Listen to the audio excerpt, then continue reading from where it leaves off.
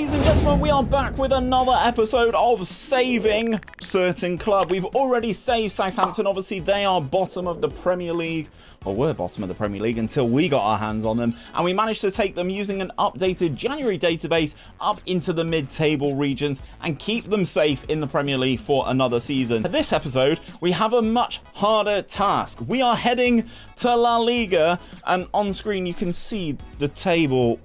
We're going to try and save Elche from this position. This is slightly worse than they actually are off in real life right now, because if we look at their schedule, if we go into their schedule, you can see Elche have actually got Villarreal up next. This is a game that they did win in real life. So, and then we've got Real Madrid, so it's going to be fantastic. The premise of the save, right, is basically we're going to take over the league's bottom club with the January update that has all been done. All the data has been processed. All the real live league fixtures are in. The transfers are in. My good friend FMTreq has done a video on this, so his link will be down in the description to that video to show you guys how to get this exact same setup that I have got right here, right now. But you can kind of see if we go into Atletico Madrid, for instance, let's go into their squad. And then we go all the way down to their strikers. You can see that someone, for instance, like Memphis Depay is at Atletico. All the transfers have been done. So we will be trying to save Elche. Now, I'm going back to basics with this. We're dipping into the GYR bag of tricks again. And we are going to pull out his 4-3-3 𝘼𝙗𝙤𝙪. We've done videos on this on the channel. And I actually think, looking at this, Elche squad isn't actually that bad. They've got 𝘼𝙗𝙤𝙪, a player that I do like, on loan from Barcelona. I do like this guy as a natural in two of the positions that I need him to play in as well. We've got this guy, I'm probably going to butcher his name up top, 𝘼𝙗𝙪. He actually looks quite decent as well with the 16 dribbling, so I'm hoping he can get in and get us a few goals as well. We're gonna get our heads down and see if we can save Elche, and there'll be a little bit of a highlights package popping up so you can kind of see how we've got on a month-by-month basis. I'll be back then at the end of the season so that you can see how we did get on. So let's dive into these games. So our first game of this save is at home against Villarreal. As I mentioned, this is a fixture that Elche actually did win in real life, ending their run of 19 games without securing 3 points. That's disgusting. In game, the boys were able to secure a vital 3 points as well, thanks to 3 first half goals, including a brace from Lucas Boye. The rest of February sees us take on Real Madrid, Espanyol and Real Betis, with the club needing to pick up points and needing to pick them up very, very fast. Next up was a trip to the Santiago Bernabéu to take on the defending champions Real Madrid, and let me just say, this didn't go well. Madrid cut through us like a hot knife through butter. It was 2-0 at halftime, but in the second half, we really fell apart, losing the game 6-0. And they didn't even have Ballon d'Or winning Karim Benzema playing.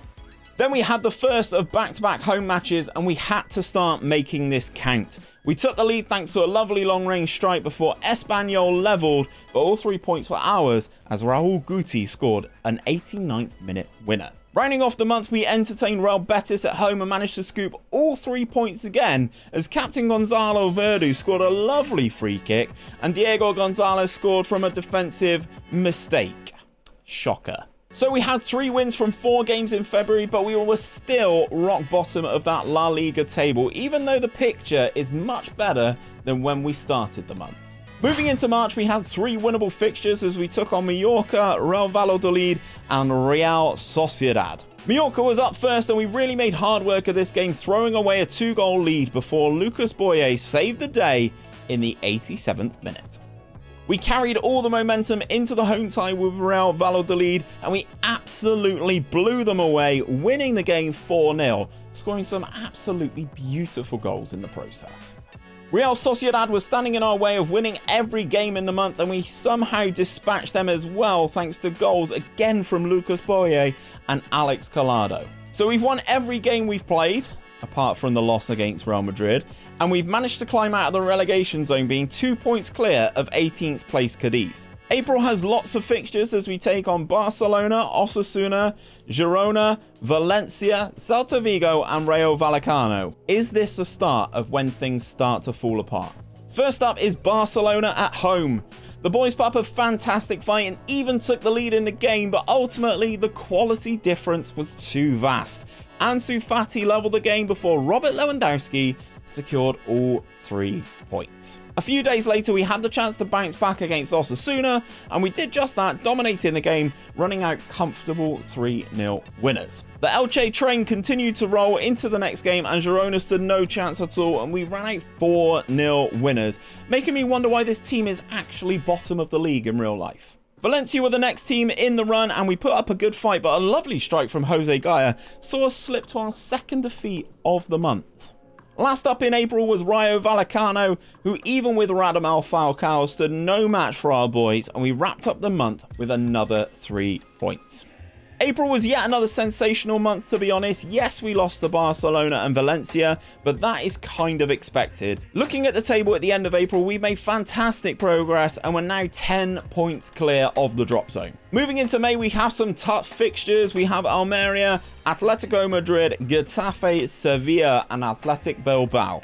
We kicked the month off with defeat on the road with Almeria thanks to one of those FM23 exclusive goalkeeper errors.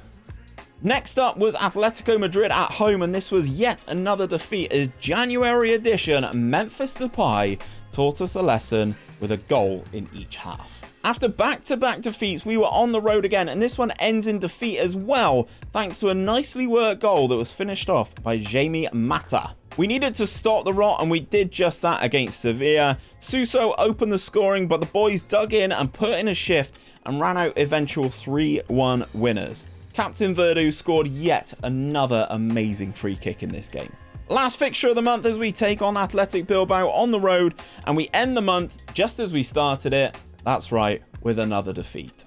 May was our worst month in charge with 4 defeats in 5 fixtures. However, looking at the table, we are safe with 1 league game still to be played. The final game of the season was against already relegated Cadiz, and it's just as well we were safe because we were handed yet another defeat thanks to a goal from Alex Fernandez. Okay guys, so we are 2 for 2. We've saved Southampton, we've saved Elche. Obviously we've just about made ourselves safe here. This was quite a tough challenge, but we actually put on a remarkable run that I wasn't really expecting. Real Madrid go on to win the league by 8 points, which is very impressive. But Getafe, Cadiz and Real Valladolid all get relegated. Now we survived just about by 4 points. This wasn't as high a flying season as we had with Southampton because ultimately we were a bit further away. Some of you guys said that you wanted to see some of the stats as well, just to see how we did kind of stack up. Not great, obviously, as you would expect in terms of the goals. We are in 9th. We scored 49 goals. It's not fantastic. Real Madrid obviously were top of that with 93 goals. We also had we didn't have the most clean sheets. Let's have a look at clean sheets. Let's expand clean sheets down in 17th. We only kept 5 clean sheets all season. That was not our forte. But in terms of everything else, I think we've done quite well. If we have a look at the team detailed, we did get a lot of yellow cards, which, you know, yellow cards are good. Shows your team want it more. If we take a look at some of the individual stats, you would have heard this man's name mentioned a lot. Lucas Boye, he was actually very, very good for us. Obviously a natural at the striker position, but can also play on the right and the left-hand side. He got 10 goals and 2 assists in 20 games for us, which I actually think was a very, very good return. I was very impressed with him. He did very, very well. Fidel Chavez did quite well in terms of assists as well. He got 7 assists and also contributed 6 goals to the team. And Alex Collado, the man on loan from Barcelona, got himself 4 goals. Some of the goals that he did score actually were very, very nice. And 7 assists from the man who is a natural on both flanks. So all in all, I think we've done quite well here.